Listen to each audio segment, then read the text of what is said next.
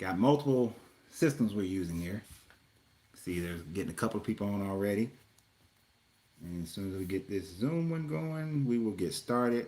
This is only going to be about 40 minutes that we're going to talk about this. Pull down some really good information. Now, just to let you guys know, the full moon chats are going to normally be only for people who are members of my YouTube page or on Patreon. So, but this one I decided as the first one, we're going to do this one for free, with everybody. We're connecting on Zoom. As soon as it connects on Zoom, we're going to get started because we only have 7 minutes. 40 minutes to go to talk about this. And this is a real thing, and I hope everybody takes it seriously.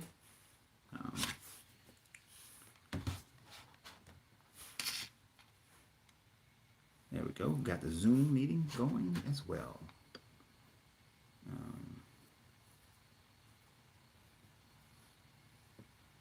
Now, of course, if the people who come on Zoom, they will be able to ask questions or speak on things. I think I want Zoom to be a long ways that way. I'm messing up the Zoom chat, y'all. All right. So here we go. I want to welcome everybody here. I am, to some of you, I am Renz. To some, I'm Coach Renz. To some of you guys on my Facebook, I'm Larenzo Reid. As far as how you can get on Zoom, I posted. Let me see. I may be able to do this again. I can post on here. I don't see where I can post. Chat, live chat. So there's a Zoom meeting code. If you look for a post under my YouTube, there's a code that tells you what the Zoom code is. I don't remember it offhand, the member ID, but there's a post I posted on YouTube. If you look at my channel, go to the post. You can see it on YouTube. That'll tell you where you can go to for the Zoom aspect of it. You can go to Zoom, and then you can use the password is capital DEC Moon, so December Moon, Deck Moon. But we're going to talk about this cycle of abuse, and overall through this.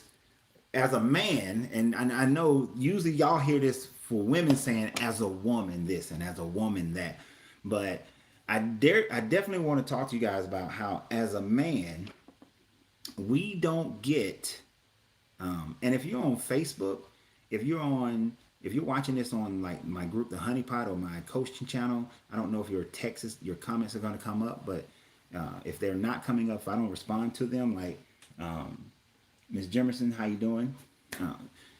It's because I can't see them on here unless you're on my page, but check and see first. But as a man, we often there's a double standard when it comes to men who are abused. And usually it's only looked at from the eyes of just the woman as far as how abuse goes, right? As far as how abuse goes, when we're talking about when it comes to that cycle of abuse. Because of that, we miss out on the fact that men experience abuse as well. And there is this cycle of abuse and how people are affected, but we don't talk about it. We rarely talk about this because we will focus in on just what women experience and not what men are experiencing as well. And when we do that, we're not giving either side an opportunity to be able to get healed, get help. Oftentimes there's no help for a man. If you are a man and you're experiencing any kind of abuse, then society looks at you as if you're weak. I mean, you're weak as far as society is concerned, right? And so because of that, we don't get the opportunity to go and talk to other men. We don't get the opportunity to discuss this matter. But just real quick, I want to go through this cycle of how abuse works. See, in abuse, you have this honeymoon period first. And in this honeymoon period, that's where there's apologies and there's, I'm sorry for what I did. I'm sorry that it happened. but there's no responsibility taken, because oftentimes the person doing the abuse will find a way to blame the abuser. And then they'll promises, I won't do this again, it'll never happen again. But it does happen, which is why they are apologizing, and they may have some remorse, but what they're missing is repentance, because repentance is when you don't do it again. You don't do the things that lead up to it again. And guys, I know we're gonna do this in 40 minutes, but it really can take like hours to go through to do this and talk about it. And then there's the blaming. I'm gonna blame you for the reason why. And oftentimes this looks in like, hey, it's your fault that I'm acting this way. If you hadn't done this, then I wouldn't be acting that way. If you hadn't done that, then I would not be acting this way. So we get that going. We get that kind of situation going on. And then they give you gifts. I'm gonna pour out all this love. I'm gonna give you all these things. I'm gonna make you see, and I'm gonna try to get you to see how much I care and I love you. And so we think that then, oh, they must love us because they must love us because of that. They must love us because they're giving us all these gifts and they're providing us all this stuff. But that's just how this cycle works. That's the honeymoon period. Then after the honeymoon period is the tension buildup. And this is that time frame when, they start criticizing. There's the yelling, and then there's swearing, and there's defamation of character, and all this anger and things like that start to show itself. And so it builds up this tension, and all of this can happen in a day. It doesn't have to happen over a long period of time, all in a day. And then there's the explosion. And the explosion is when you have that threat of physical violence, that threat of emotional violence, that financial violence, and all those things happen. And I keep moving this in front of the YouTube, my Facebook page, my apologies. But that's when all of this stuff happens. And so you find yourself in this cycle of abuse. Both the abuser and the one who's being abused need to find help. They need to figure out how to get themselves out of this situation. But first, we have to be able to recognize it. So I've been pouring over some information from two different organizations that help people who are dealing with abuse. And there are some clear signs of when people are abusive. Now, as we go through some of these, recognize you may see a person do one of these, but to do one of them doesn't necessarily mean that they're an abuser. It's usually a combination of these things. Okay, and I want to talk about some of them real quick. And I hope you guys can take this information and utilize it in your own relationship, your own life. See how if you may possibly be abused, and especially for the men, you may not be physically abused as a man, but you may be emotionally abused. You may be financially abused. You may be abused in other ways, sexually abused, and not even realize it. And even if you do realize it, what's your out? What's your out? How do you escape from it? How do you get out of it? If you think about it, I'm 49.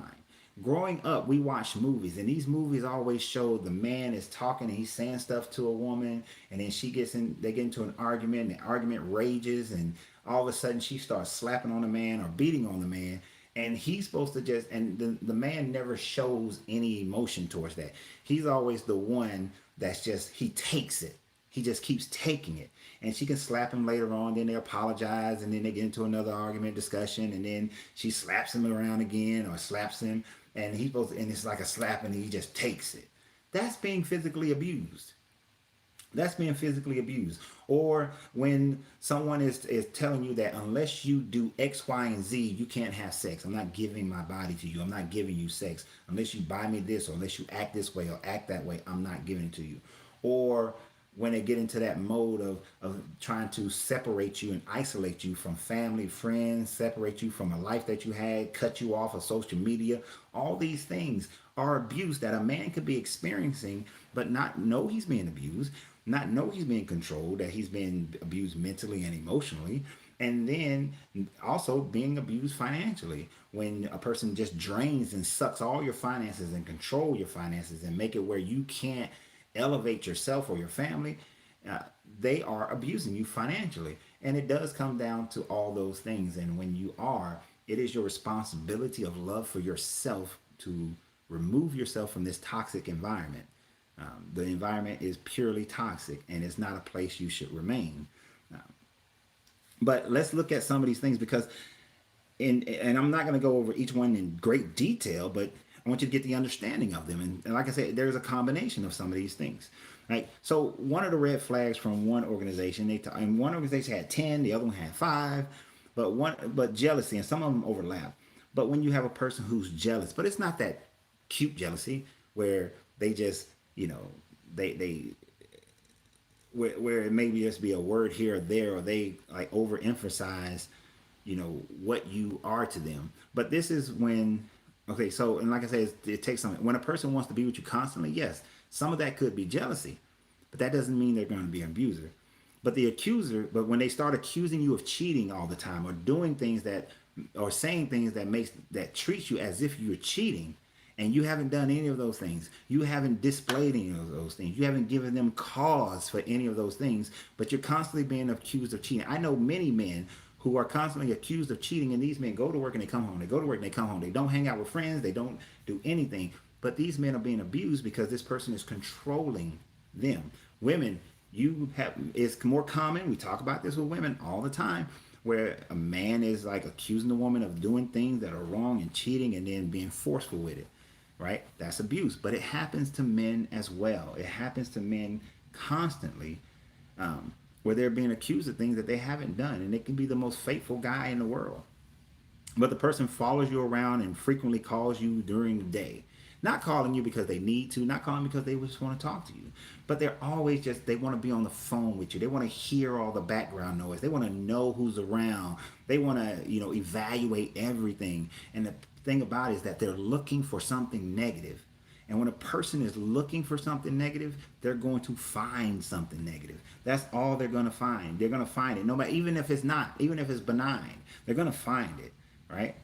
And just going overboard in controlling and trying to understand where you've been, what you're doing, who you're around, all these things, those are signs, those are red flags. This falls into a controlling behavior. That's another one, a controlling behavior.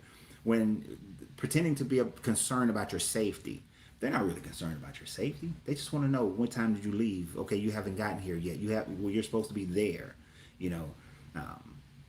They are acting like every decision, they have to be a part of your decisions. They start becoming angry if you're running late. Okay, so if you left work at 8 o'clock today, left to go to work at 8 o'clock today, but you're leaving at 6 o'clock in the morning, or 4 o'clock, or at 7 o'clock. You're leaving early. Well, why are you leaving early? And start an argument over the fact that maybe I got some extra work to do. Well, what kind of work? When it becomes this whole thing, just because a slight change in your routine happens, now the person becomes angry. You leave work. Well, it normally only takes you this long, but it took you longer. I had to stop and get gas. And when you have to explain all these things all the time, you're looking at a person who's trying to control what you do and how you spend your time, and where you went, and pretty much try to make you gain permission for where you were going. When a person does that to you, you might be in an abusive situation. All right. Oftentimes, now this one, when people are quick to involvement, many people, especially I'm 49, people are quick to, I met a couple who, they own a cigar lounge, and they met each other in May, they got married in September, and they're doing great. They're having a great relationship. One of the things they said, like, look, we almost 60. No, they said we are 60. We in our 60s. We don't have time to play. We know what we want, we moving forward. So you can't take everything as a person being abusive, right? But you have to look at this when they pressure you to commit, though. See, when there's pressure, it's different when a person just say, I found you, I love you, I like you, I want to be with you, right? But they press you. When they press you, what is Shay said, they don't necessarily find, but they create it. Yes, that's going back to when I was saying, oftentimes people will create a situation that doesn't exist. They will create that you're cheating. They'll create that you are out doing something that you shouldn't be doing. And it doesn't matter what you say. They have a made up mind that that's what it is, right? And these reading glasses are going to have to be on. I know they look crazy, but I don't care. But that quick involvement, just be mindful of the pressure that they feel, that they give you. When they're giving you pressure, when they're trying to push you and press you beyond what you're comfortable for and ready for, that's when you have to be concerned. And when they have unrealistic expectations, they become very dependent on all your needs. They expect you to be perfect. Um, they say stuff like, "You're all I need," "I'm all you need," and "You're all I need." And see, these kind of things, if these realistic, it's one thing when you're loving with someone and you're saying, "You know what, babe, you are all that I need. I don't need to be around a whole bunch of other people." It's one thing to say that in a loving situation, but when a person says that but then try to control, actually, if you're around anyone, if you have the opportunity to go spend time with anyone, when they try to isolate you from your family, isolate you from your friends, when they try to isolate you from going anywhere without them or anywhere where they can control your actions, then it's different. It's a different energy that's put on that, and we have to be mindful of it. And then when they expect you to be perfect, nobody's perfect. Nobody's perfect. And so when they do isolate you and they try to cut you off from your resources, now, men, if a woman is trying to cut your resources, cut your finances, all of a sudden they want you to spend all of your money. Like, I was talking to a gentleman a few months back, and he has a big problem with his lady is always trying to, every time he makes a little bit more money, she tries to suck that money out. Every time they go somewhere, she's trying to get him to pay for everything. Every time, anytime a new bill, they want to increase their lifestyle, she wants him to do it while she gets to keep her money. And she hides her money. She literally hides her money, right? But, it's a financial abuse when you're trying to make the person so financially, I don't know the word I'm looking for here. But when all their finances are so tied up, when they're so financially tied up that they have no options to walk away, to leave. When they can situate you in a position where your finances are caught up in so many bills, you can't leave. So now they got you, and they can control how your movements and how you act, right?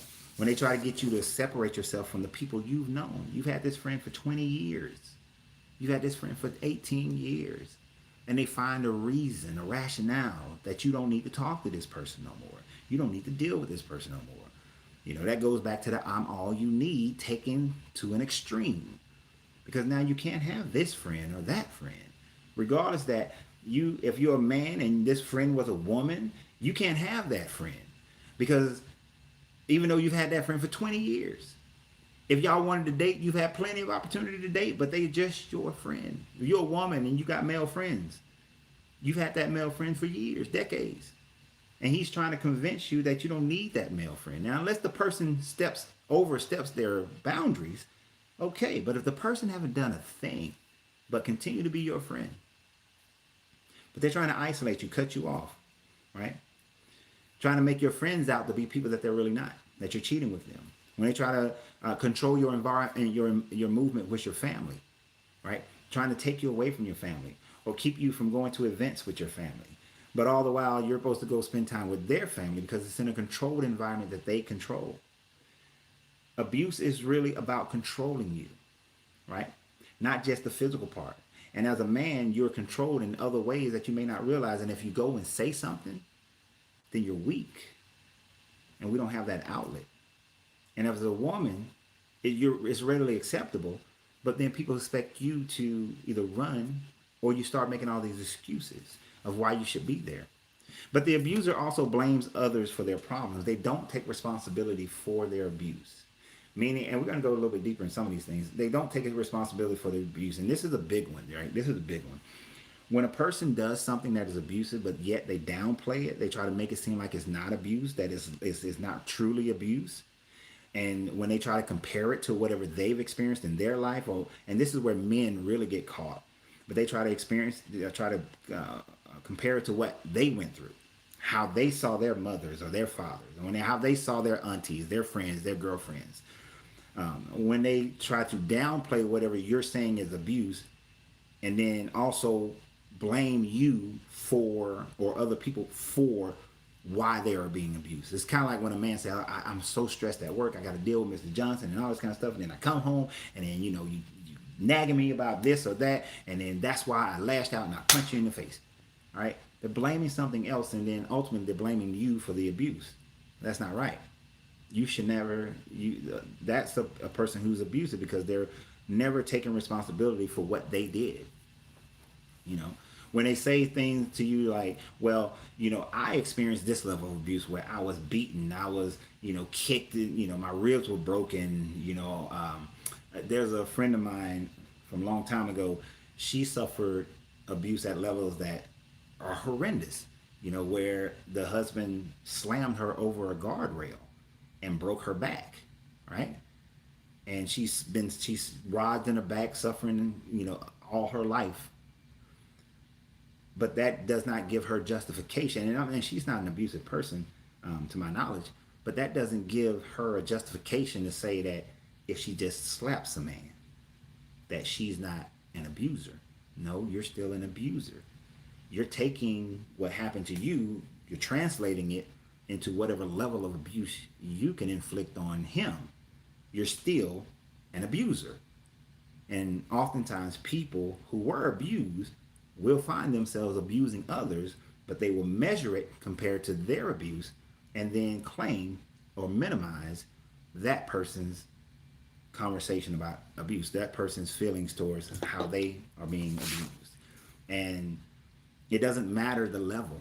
We can't compare our hurts. We can't compare our pains. Abuse is abuse. Pain is pain.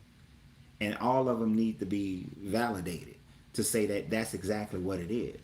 And if a person is blaming others and blame others for how they feel, then they are not truly trying to repent. Earlier I said there's a difference. You can apologize. An apology is just saying that you're sorry is words. You can feel remorseful. Well, you feel remorseful for the moment of what you did.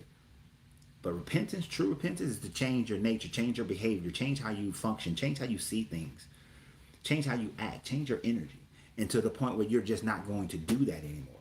And if a person is not doing that, whether you're a man or a woman, then you need to leave that situation, extricate yourself away from that toxic environment, because it's not ever going to be to your benefit. And you are not responsible for healing that person. You can't heal someone else. You can't.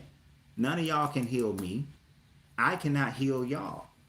I can give you advice and you can give me advice. But at the end of the day, it is my responsibility to heal me. It is your responsibility to heal you.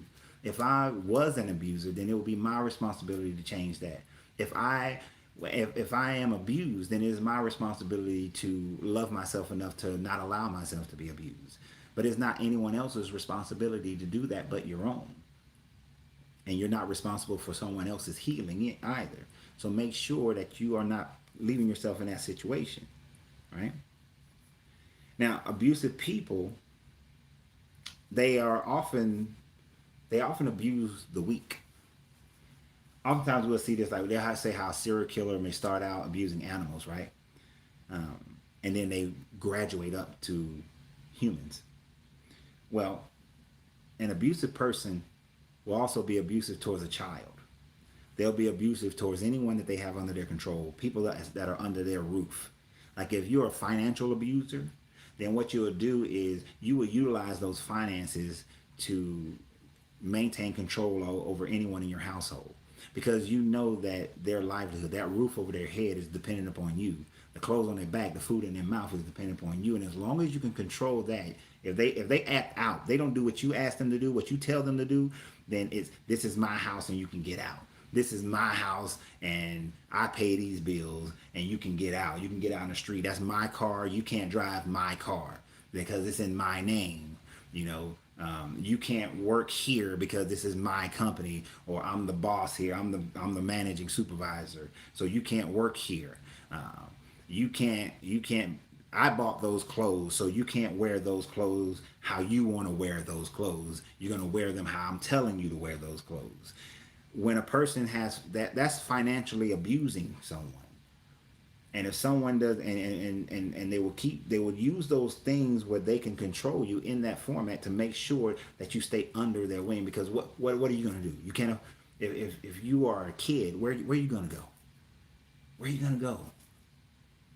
If all your money is caught up into bills, how are you going to go out on your own? If you don't have family members, you've been isolated, and all your family is 1,000 miles away. How are you going to get there? You don't have. They're controlling your money. They're controlling how you function, how you move. Right? Remember in the Tina Turner movie, all she wanted was her name because he had all the money. But she finally was like, no, I'm not doing this. Right? And there's a lot in that. What's love got to do with it that displays people being abused? But, abusive people, they have, and one of the ones I like that's really can catch you off guard and can throw you left and right is the Jekyll and Hyde mentality. That can be the most loving person, the most sensual person, the most kind person, the most gentle person, the most giving person. And then you're walking around, but you know that any little thing can set them off. You know that at any moment, you could just say something and then boom, they're yelling. They're calling you out your name. They're calling you, they're character assassinating you. They're taking things away from you. This is mine, and you can't do this and you can't do that. You trying to walk away from them and they jumping in your face and they won't give you a minute to breathe. They're threatening you. They're giving those threats, but you can leave. Or what you gonna do about it? You gonna stop me? All these things start happening. And then you argue, you yell, you do whatever, however it functions. Then the next thing you know, 10 minutes later, they want to make love to you. 10 minutes later, they want to hug you. 10 minutes later, they're trying to act as if nothing ever happened. 10 minutes later, they're telling you that wasn't an argument. I'm just passionate about things. That's a big, stupid ass excuse to me, and I'm just going to cuss on that one. I'm just passionate. No, passion, love for someone, as a lot of the books that people read, passion, love is not quick to anger. So Dr. Jekyll, Mr. Hyde here. Love is not abusive. Love is not mean-spirited. Love doesn't character assassinate. Those things don't happen when love is present. So if they're happening, is there truly love there? Is there truly love there? I have to say that it's not. They may say it, they may feel it. When they're in their Dr. Jekyll, they may have love for you. But as soon as Mr. Hyde comes out, there's no love. And that happens both ways. And that's one of the things I'm looking for people to understand. Sarah said right on, Coach. Hurt people. I heard someone say, hurt people. And they do. Hurt people will hurt other people. And they will not accept that responsibility. They won't.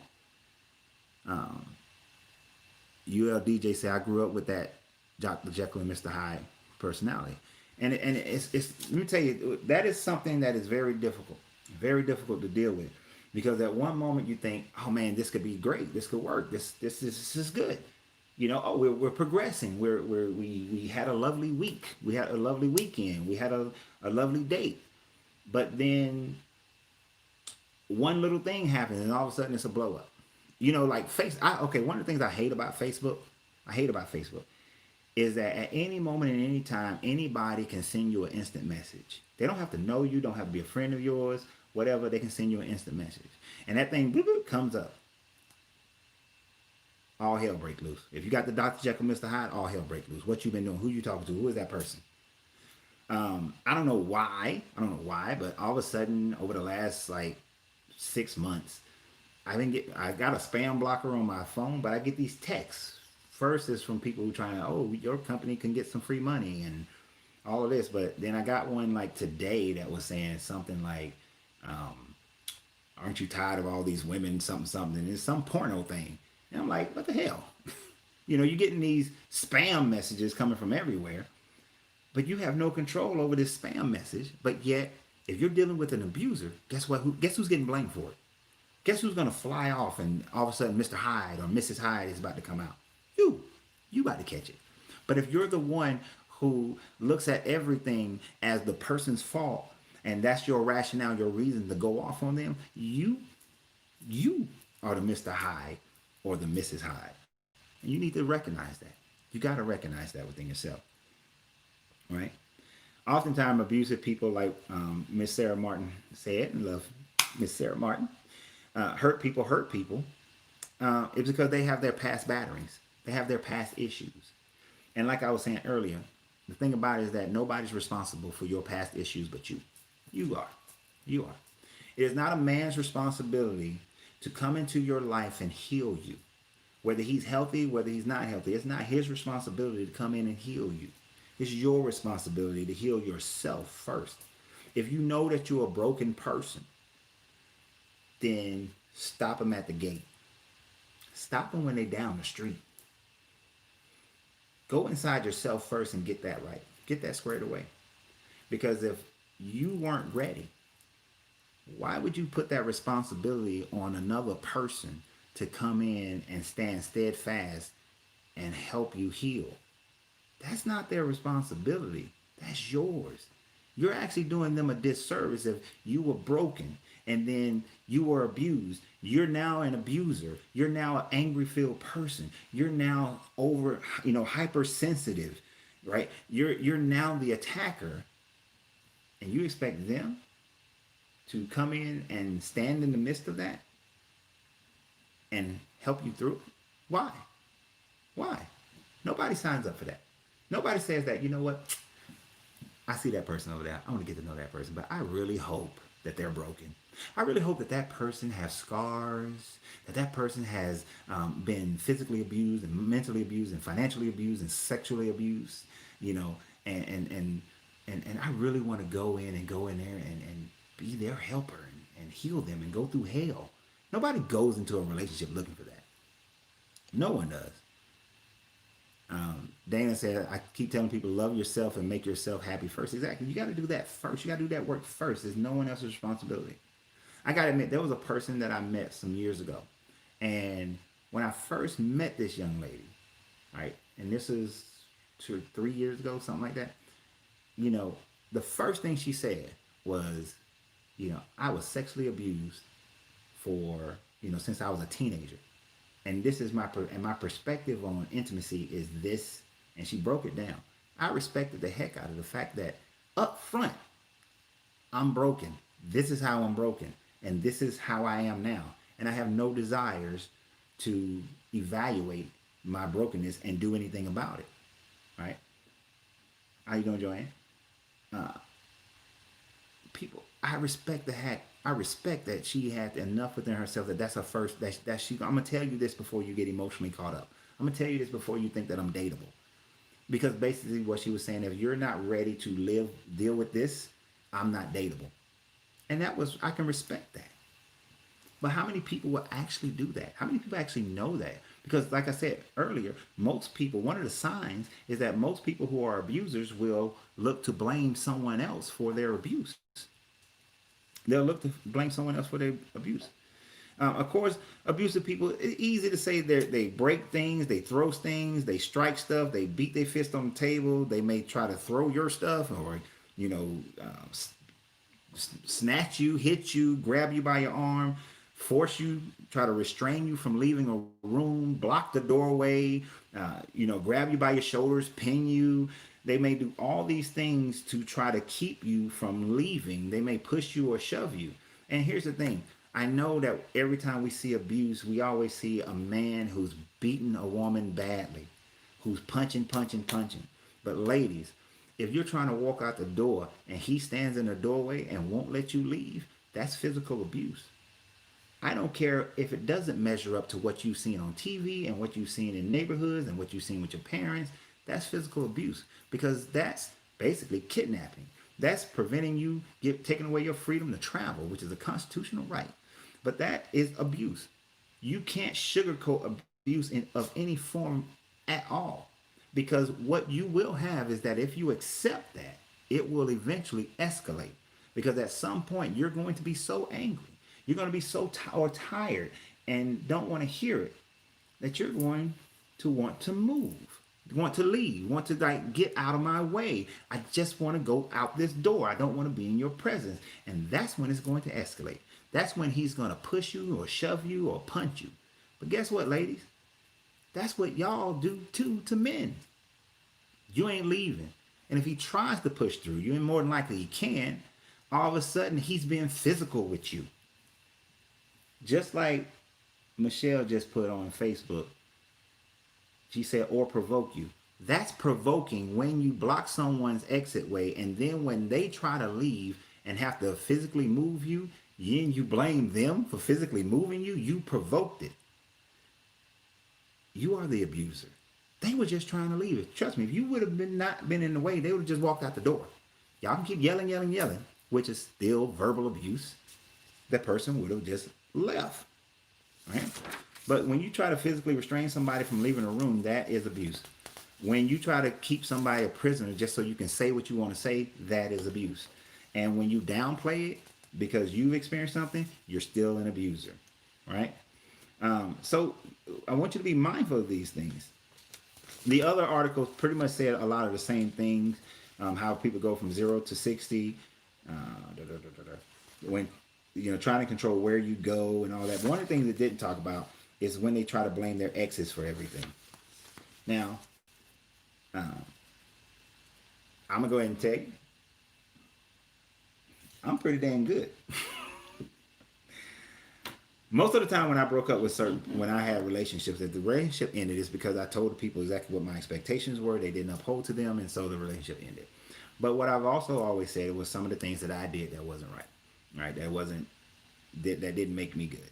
I've dated people for a longer period of time, and I should have never dated them in the first place, and I knew it. I knew right off the bat, me and this person should not be together because it's never gonna work. But I dated them anyway. I did, and that was wrong. If you're talking to a person about their, at 49, you've lived a life. And if you're talking to somebody about your previous relationships, but it's always they did, it's never, and the person could have done a bunch of stuff, but nobody's perfect. You did something. There is not one relationship I've been in that I didn't do something wrong, and I readily will admit I did something wrong. Now, the majority of them, I didn't do the wrong that caused a relationship to break up, but I'm not perfect. But if a person acts like they were perfect, they never did anything. This person just started beating me and kicking me and all this kind of stuff. This person just financially abused me. This person just always wanted to argue with me. And you didn't do nothing? Nothing. Nothing. When they abuse you, guess what they didn't do? They didn't do nothing. They did nothing. They didn't do anything. They did nothing to provoke it. They did nothing. It's your fault. It's the other person's fault. Okay, the overt abuser you see coming. The silent abuser is the most dangerous, exactly. The one that you can't see them. You don't see them coming. It's the one that is, you meet them and they everything. They're nice, they're sweet. Arguments are minimal. There's a justification usually for most of the arguments that you may have. But then after a while, when they get comfortable, all of a sudden now I can control you more. Now I got you under my realm. That's when it comes out. And it sneaks up on you because you're thinking everything's fine. You're in the kitchen, you're making some food, you're cooking dinner and everything, right? And then you just say one little thing like, hey, you forgot to do such and such. Boom! There it is. All of a sudden, you catching hell. Whether it's verbal or physical, you catching it. They just Jekyll and Hyde you. Right? And you're like, where in the hell did this come from? And then they're, you know what? I was having just such a rough day. Traffic was crazy and everything. I'm so sorry. I didn't really mean to do that. And, then they bring you flowers the next day. They take you on a date. Y'all have a great time. And they're, talking about, let's talk about your hopes and your dreams because I want to fulfill those things for you and everything. And everything's fine. And you're sitting there and, somebody walked by and it's a guy in a nice suit and you just see the suit and you're thinking that's a nice suit. And then what the hell are you looking at him for? You see what I'm saying? It creeps up on you like that. It creeps up on you. Why are you looking at, you could have just been admiring the suit thinking it'll look good on you. Right? But now you're looking at him because now you want to go screw him. You want to have sex with him. And now your whole thing, you getting yelled at and all this kind of stuff and you might get punched out when you get home. Right? And then they're sorry again. I'm sorry. You know what? I love you so much that just the idea of you being with somebody else just drives me crazy. And I just can't imagine you with somebody else. And when I do, I just get so angry. So I'm sorry. I didn't mean that. And you know what? That was a nice suit. And I would look good. Matter of fact, let's go and find that suit and then find the dress that goes with that suit so we can go out and look good, you know, and then something else happened, and you don't even know when it's going to happen or where it's going to happen. It's the worst situation. Um, Michelle said, got to do the work on ourselves. No one else can fix us, and no one else can. No one else can, right? No one else can. No one else can fix you, right?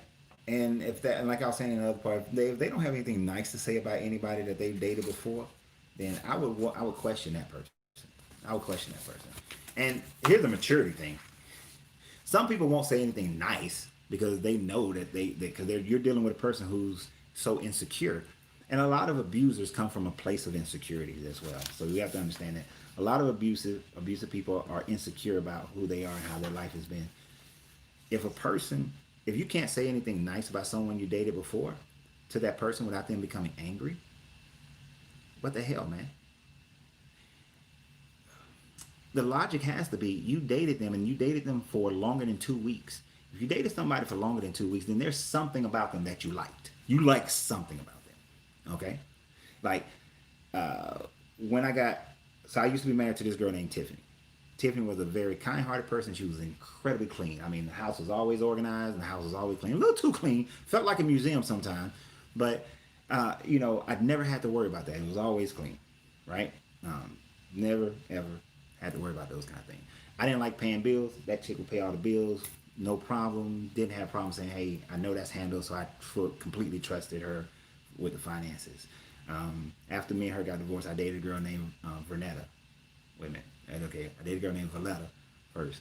And Valletta was very fun. We laughed a lot. We had a lot of fun, and she could dance real well.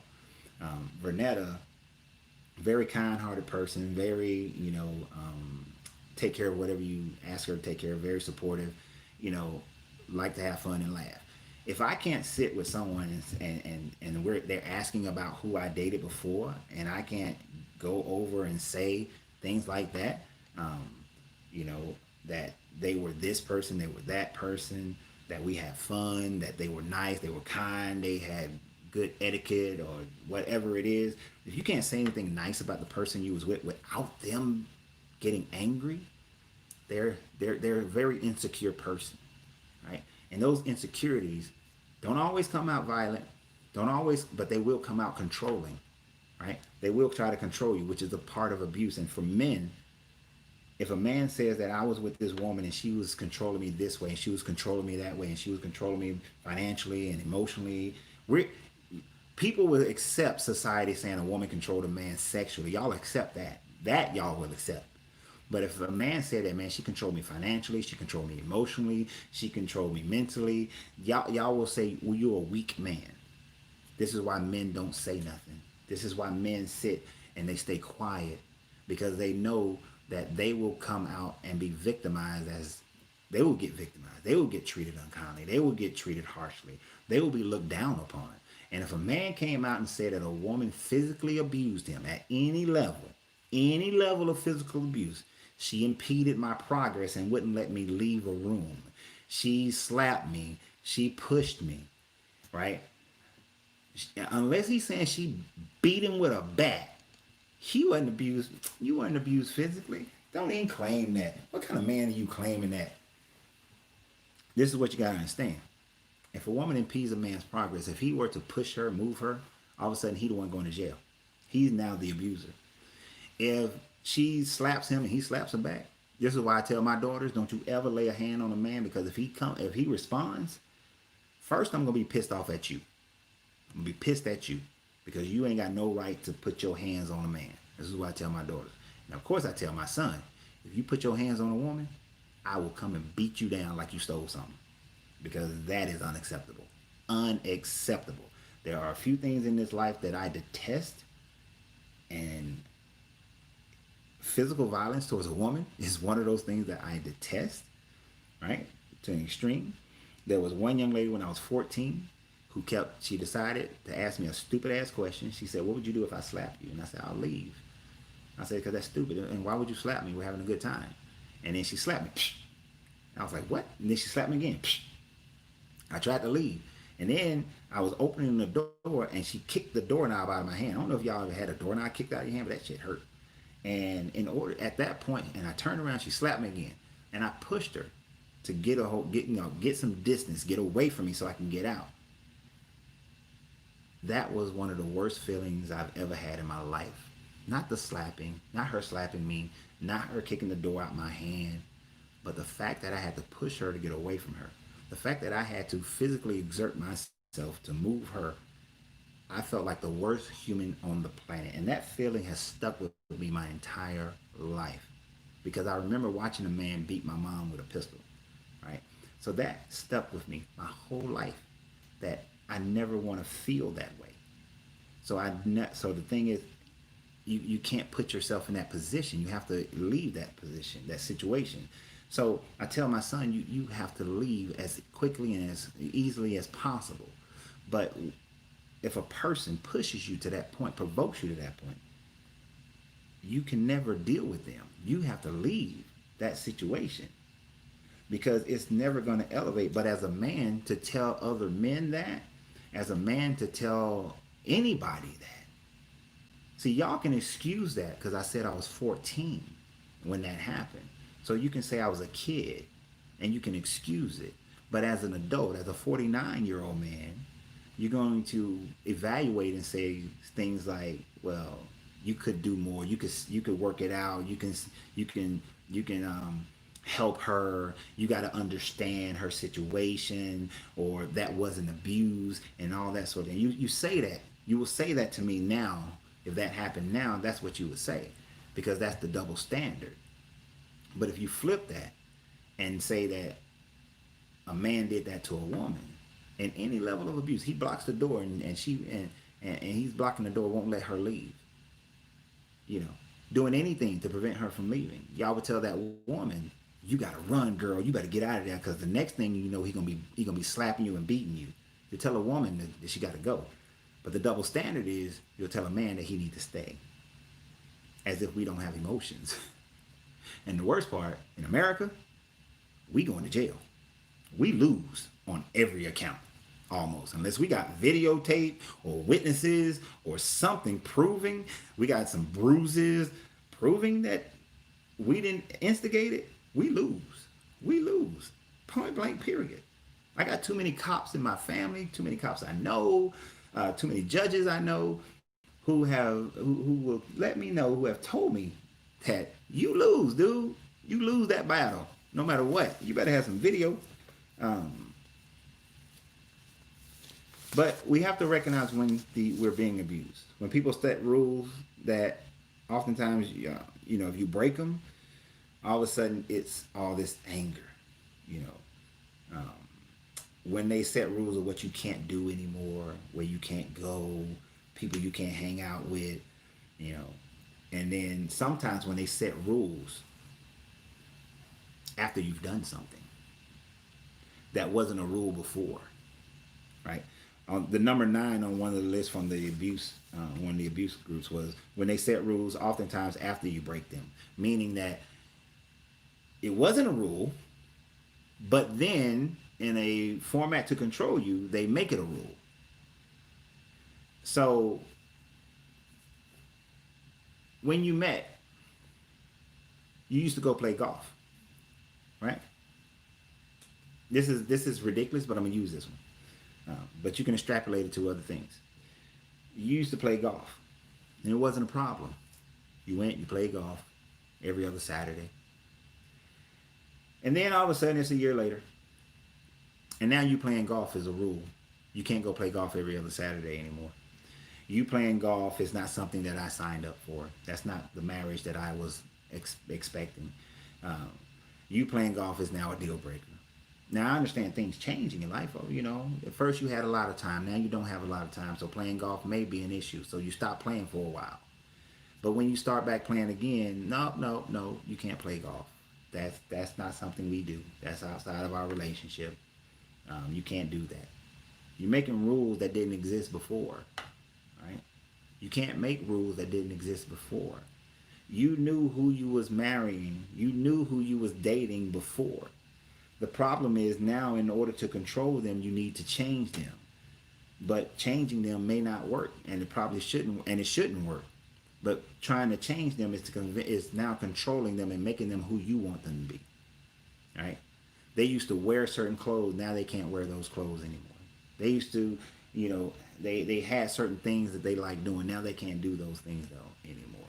They they they used to drink wine. Now they can't drink wine anymore. They used to smoke cigars. Now they can't smoke cigars anymore. They used to take a trip annually with their brothers and have a men's trip, a boys trip. Now they can't take the boys trip no more, right? But these things were things you were aware of in the very beginning, but now it's changed. Now it's a rule, and then you done broke the rule. So now, I got to control you. You cut your hair. Now you can't cut your hair no more. I know a lot of ladies deal with that. I'm like, hey, when I met you, you had long hair. Now you ain't got long hair no more. You need to grow your hair out. When I met you, you had short hair. Now you letting your hair grow. I don't like that. You used to relax your hair. Now you're trying to go natural. Well, you ain't doing all that. Trying to control your hair, your movements, who you are. Dana said, right, people need to keep their hands to themselves, and it goes both ways. And it does. And we should never mitigate whose pain is greater, whose abuse is greater. Abuse is just abuse. There's no other way you can look at it. I don't care how you want to look at it. It is what it is. And here's the thing. If you're being abused, go get help. Go get help. Help. Get financial help. Go get physical help. But get yourself out of that situation. Don't stay in that situation. Whether you're a man or a woman. Don't worry or care about, it was said to me earlier that the scarlet, we say a scarlet letter, right? If it's a D, like if you get divorced, I don't want to get divorced because that's a scarlet letter on me, a scarlet D on me. I don't want to be, an abused person and let the world know that I was abused because that's a scarlet A on me because I was abused. Hey, you need to let whomever you need to let know, let them know. Let them know because it's not for you to stay in that situation, right? All right. Sorry. The meeting ended on Zoom. So these Zoom meetings, I won't be doing these kind of meetings all the time. On Zoom is just for people who are members of my YouTube and Patreons. But But this conversation was too important to me to let it just be in a private small group. Because no one deserves to be abused. None of you deserve to be abused in any form or fashion. Financially, emotionally, sexually, physically, you don't deserve to be abused. And as black people, the majority of people who follow me are black. As black people, you have to understand that we have grown up in a society that says it's okay for you to be abused, right? That it's all right for you to be abused. That's just how things are. We've grown up in a society that shows men hitting women and the woman staying for the kids and that sort of thing. No, there are shelters, there are places that are secret, that no man knows exist, that are just for women and their children escaping abusive situation. Call those places, get to those hotlines, get away from the situation, go to your family. Men, if you are being abused, it's hard, I get it. Most men are not going to listen or be able to sympathize or empathize with you, and even if they can, they're not going to admit it because we have this ego, this male ego that says that you're less than a man if you have been abused. Right? Unless you were abused as a child, we'll let it go. But if it happens in your adulthood, you're shunned for it. And so you bottle this emotion up and you're supposed to push this emotion down. And then people are saying that men don't show emotions. Well, society says that we can't. But we should be able to, and we should do it. And the only way we change it is that we just start doing it, regardless of what anybody says or think. Because if you're in these type of situations, you're just not loving yourself enough to change your situation. You're letting society and that person control you, and they're going to control you for the rest of your life, right? If you are constantly in a negative state because of you're arguing or you're fighting or you're in a constant eggshell walking around thinking like, I can't look left and I can't look right because if I do, she or he is going to explode, or I can't have a phone conversation, or I got to be mindful of every alert that comes on my, matter of fact, let me just turn off all the damn alerts. If you got to get rid of your social media accounts and you just can't even connect with people, or everything is evaluated as to who's your friend on Facebook and who's this new person asking to be your friend on Facebook. You know, if all these things are happening, you are in an abusive, controlling situation, and as a man, you need to leave it. Leave it, because she cannot heal while you are there. Women, he cannot heal while you are there. And it is not your responsibility to heal someone else. I don't give two shits about what vow you have taken in your life. Those vows were taken for you to be in a healthy relationship.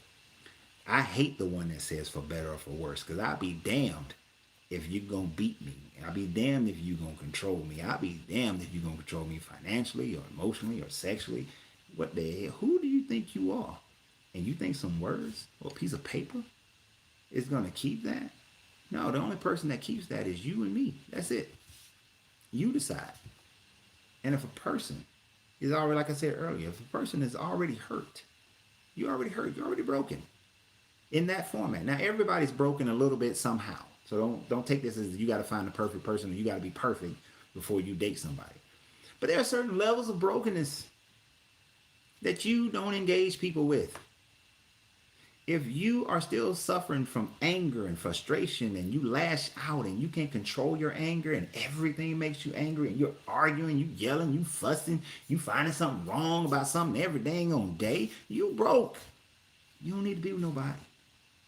If somebody controlled you financially and now you're being the controlling person financially, you don't need to be with nobody. Stop. Tell them at the gate that they don't need to be with you because you're not ready. You're not ready because all you're going to do is break them. You're going to break them. And that's not fair. And that's not right. And that sure hell ain't love.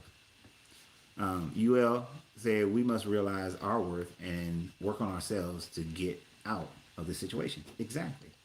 And you do. You do. So guys, we're going to call this. Got some things I need to go handle. You know, this evening. Got to take care of some stuff. I look forward to it. Again, these conversations, these more in-depth, deeper conversations are some of them will be in my regular weekly, monthly kinds of conversations. But there are certainly deeper things that deal in other matters that will be only for my people who are patrons and subscribers on, and not subscribers, but members on YouTube. So if you're a member on YouTube, we will have more private Zoom conversations about other things, financial things, how to build wealth, alchemy, hermetics, all that kind of thing, the secret arts of different stuff, and whatever you guys decide you want to talk about. But for everybody else, it was a pleasure. I enjoyed it. Usually I just do videos on YouTube, so please go over to YouTube and subscribe. I want to hit 10,000 members by October, because that's my new year. I don't care nothing about this Julian calendar new year. But I appreciate you guys. I appreciate your comments. I hope that at something here that was said tonight, that if you're in one of those situations where you are being abused or you're the abuser, that you take a deeper look inside yourself, find the love that you have for yourself, and remove yourself from that situation. And for those who are the abuser, sure, apologize. Sure, have remorse. But go repent. Go work on your repentance. So that whomever you're with ever in your life, whomever you deal with, your kids, your parents, your coworkers, your neighbors, your friends, the next person that you fall in love with, work on yourself to not be that same person. And I don't know how to close this out on Facebook. Oh yeah, right there. So hey, YouTube, I know it skipped out on you for a second, but all I said was my normal ending. Good journey, good vibrations. You got to free yourself to be yourself, because your greatness is non-negotiable. You never accept abuse, ever.